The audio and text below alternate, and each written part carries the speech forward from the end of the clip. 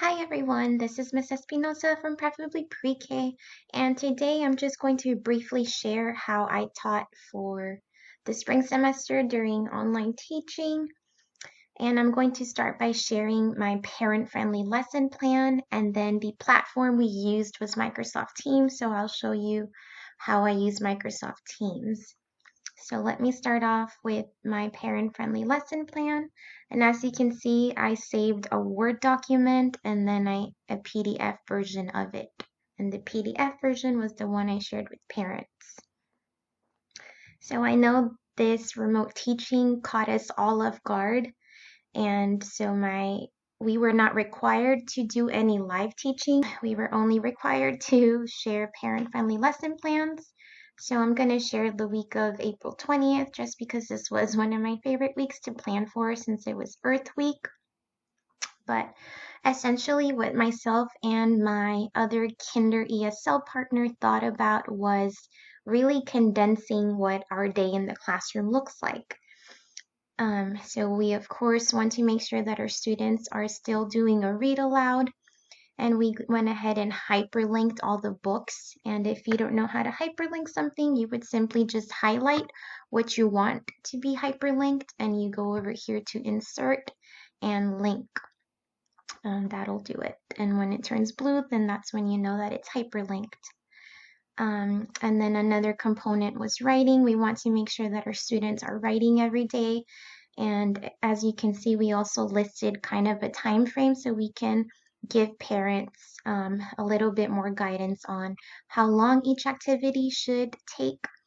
And so for our writing, these were activities for that week. And again, everything in blue was hyperlinked.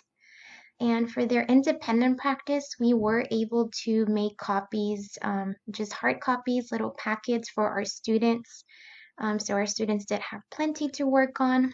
Some of my students were working on CBC words, some of them were working on beginning sound, but for the most part, everybody got an April and May homework packet. So if they finished this work, they would do their homework packets, or they also took home sight word work. So that was a lot of choices for their independent practice. And then Imagine Learning and Imagine Math are programs that our school uses, and they provide individualized instruction online for our students. So we do want them to log in every day for 20 minutes. So that's why we included that. And then for our math skills, we really were just reviewing for our math skills, and we did that through games. So we did try to link a song.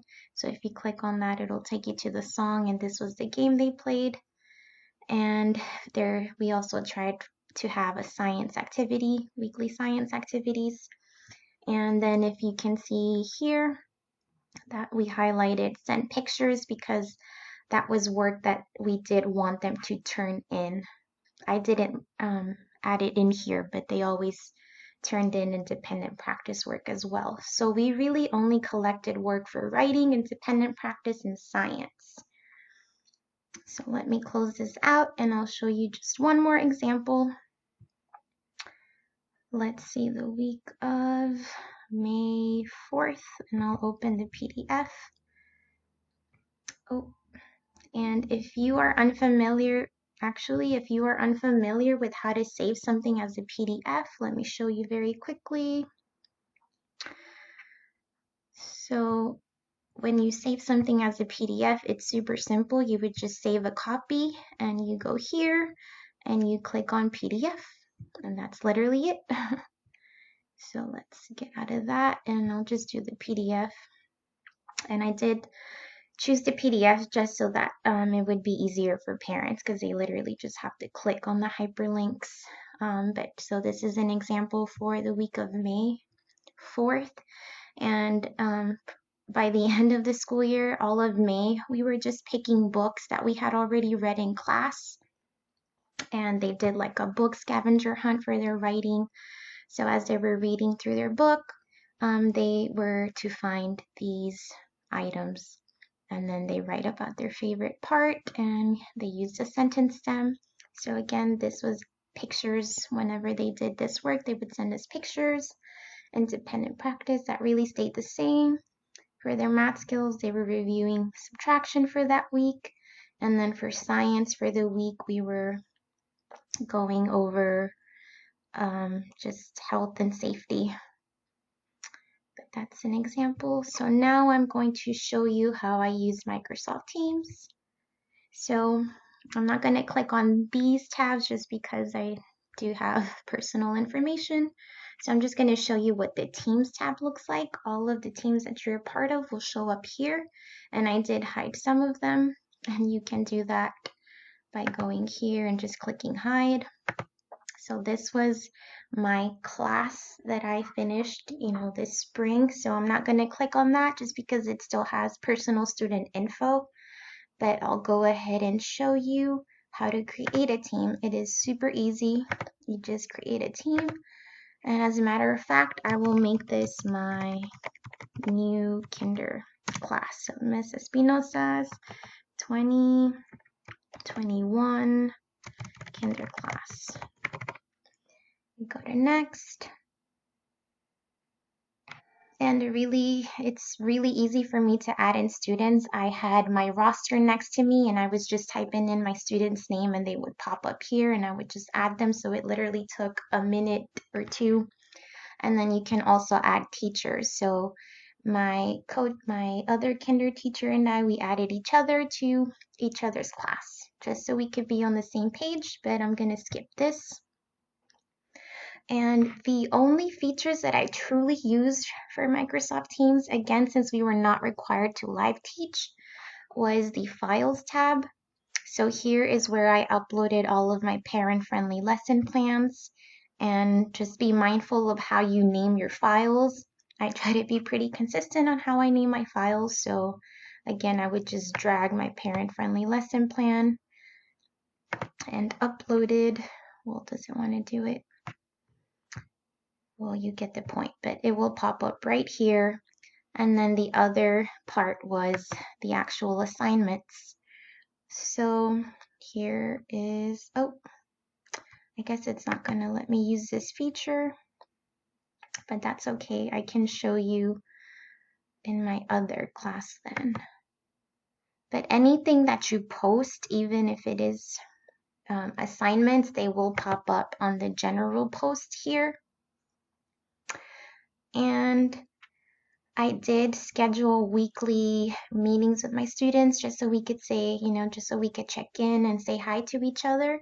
And the easiest way for me to start meetings is actually through my calendar. So if you go through calendar, any meetings that you're added to or that you create are going to show up on your calendar. And that was the easiest way for me to keep track. So you just go to new meeting and you add your title. If you have anybody that you need that is required to attend, that's the option that you click. Then here's the date. And the really neat thing is that you can customize, if it's every day, daily, weekly, monthly, and so on. And then you can add a little description here and you would save it. And once you save it, it appears in your calendar. But let me show you then very quickly. Okay, I will show you guys okay. I'll just go to assignments here just so you guys can see.